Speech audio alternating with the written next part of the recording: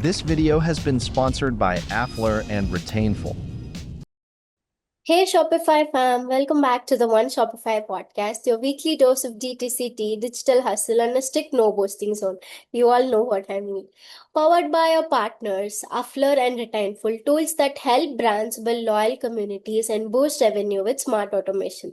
I'm your host Aashika, and today we are diving into a topic that doesn't always get spotlight, but low-key powers every thriving Shopify brand. Oops, excellence. Joining me is someone who truly lives and breathes operational system. Steve Young, COO at Channelwill. Steve's helped scale global e-commerce brands with back-end processes so slick you barely notice them, but you always feel the impact. So, if you're tired of growth hacks that burn out fast and want sustainable, scalable systems, this one's for you. Let's dive in. Steve, welcome. Hello, how are you doing? Let's get straight into it. Why do you think operations still gets treated like a backstage department when it's clearly driving front stage result? Yeah, so thanks, Ashika. So first of all, excited to be here. Honestly, operation isn't sexy. It doesn't win awards or go viral on TikTok, but it's the infrastructure holding everything together. Mhm, Most brands treat it like plumbing, invisible when it works, mhm, a crisis when it doesn't. mhm. What they don't realize it. A smooth ops is what actually enable those marketing wins and great customer experiences. Mhm, It's mhm. not backstage, it's the foundation. Okay.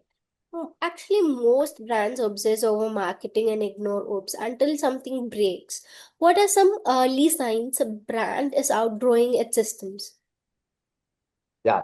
So you will see more things slipping through the cracks, Mhm, delayed shipments, refund bottlenecks, mhm, and is peeling up. Or worse, the team is constantly firefighting instead of building.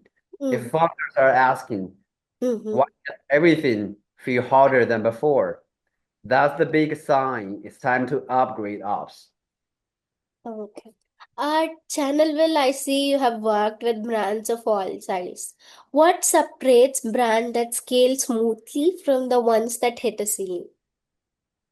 The winners trade ops as a growth lever, not just a cost center. Mm-hmm. They invest clarity, clear workflows, roles, and tools before chaos hits.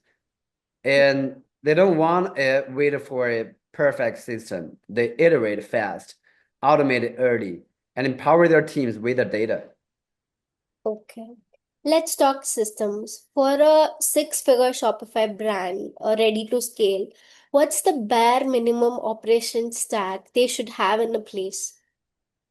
Yeah, I'd say about three things. First, a solid WMS or a fulfillment partner, because ops bottlenecks almost everything always started from the warehouse. So second, a clear return flow, ideally one that integrates with your CX tools. And the third, a loyalty or membership system. Many overlook it, but it's what connects your ops to a long-term customer value. A smooth return paired with a loyalty offer can turn a refund into a repeat purchase. Okay. Inventory, fulfillment, returns, it gets messy fast. What's the one process most founders underestimate when they scale fast? Returns for sure. Founders focus on shipping up fast, but few think about what happens when the product comes back. A poorly handled return not only kills margin, it hurts your brands.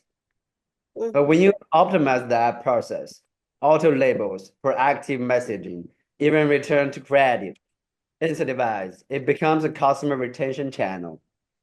Okay, okay, got it. Oops isn't just about fixing chaos, if I'm not wrong.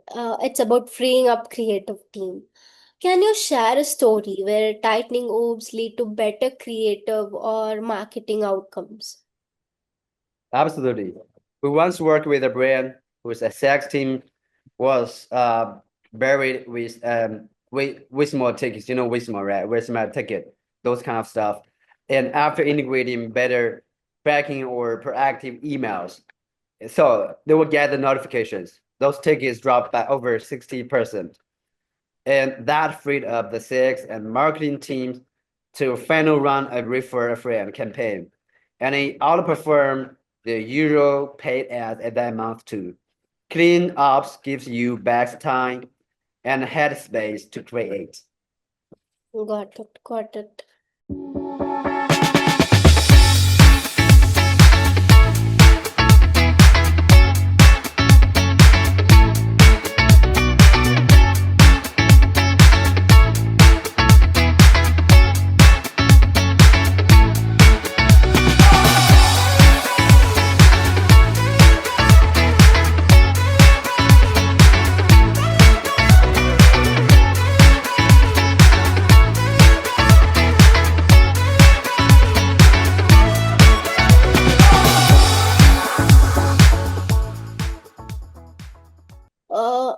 Oops doesn't work in isolation. What are the powerful partnerships inside a brand between Oops and what? Yeah, also products, I guess. Mm-hmm. That's for sure. Hands down.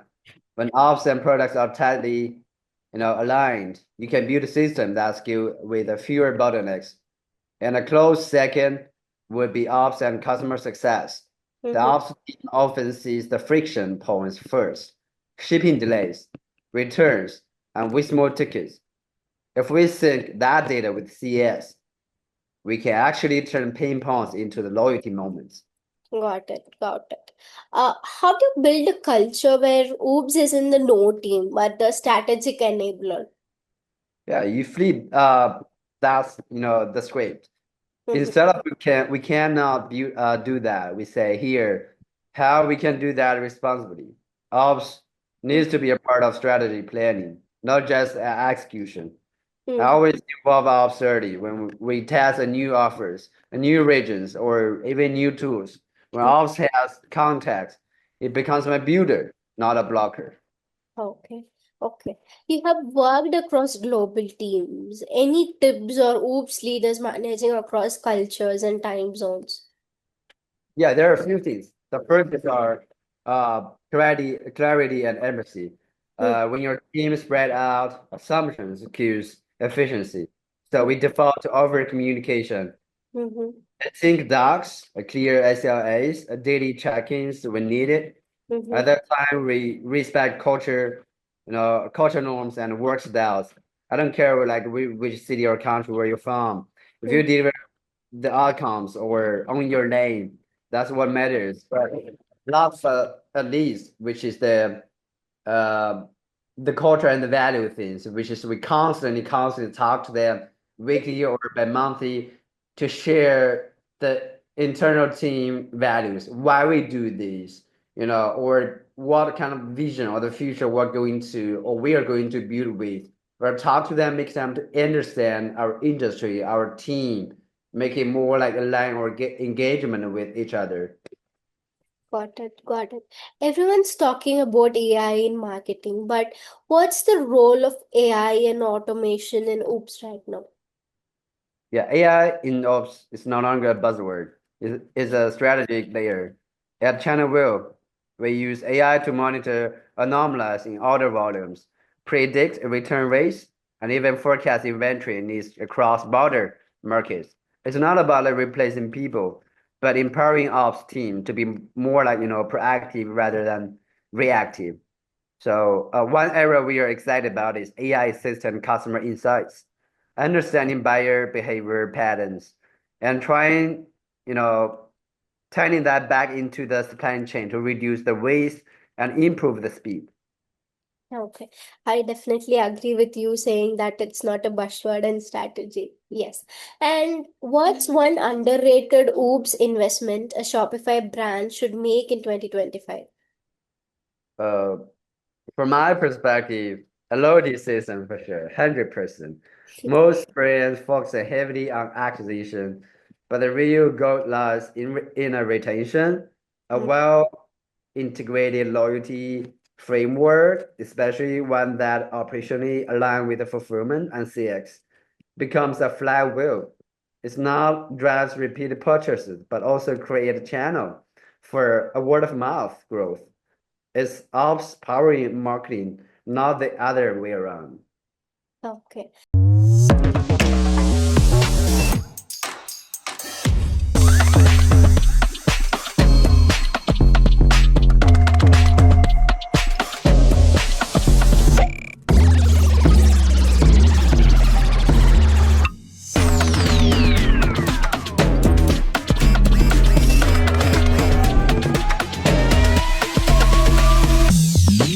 And finally, if a founder listening is overwhelmed by operations, where should they start? Start small. I always think that. But start with the visibility, map your customer journey, then reverse engineer every touch point to ask where we're losing time, money, or trust. Once you identify those gaps, prioritize automation to build from there. Don't aim for a perfect system. Aim for a system that involve with you. And the most importantly, talk to your ops team like they're your co-founders. Oh, got it. Okay, let's move to the rapid fire to wrap up. Are you ready? Are you ready for the lightning round? Yes? Yes. Okay. So, one word to describe great operations. Invisible. Got it. Most overlooked tool in Oops Tech Stack. Customer dashboards, they align every team with the real-time data. Okay. Favorite ecom book? The everything store for vision and the lean startup for execution. Great, great. I'll definitely try to it. A Shopify brand that nails Oops quietly. I'd say Reg Wallet. I'm not sure you know that brand or not. Their backend's tight. You don't notice the ops, which means it's working. Okay. One piece of advice you wish more founders followed. Mm, well, fix your backend before pouring your money into growth. It's like adding fuel to your car with no brakes. Mm-hmm, mm-hmm. Okay. Yeah, Steve, we have come to the end of the pod, and this was an operations masterclass. Thank you for making the back end feel so front and center for everyone tuning in. Remember, your brand's next level might not need more marketing, it might just need better operations. So, if this episode gave you value, give 5 stars, send it to a founder friend, and keep the conversation going on LinkedIn. And that's a wrap on another One Shopify podcast deep dive. We'll see you the next time on the One Shopify podcast. Until then, stay loyal, stay kind, and keep building. See you next week. Thank you, Steve. Thanks for coming to the pod. Right. Thank you, Ashika. See you next time.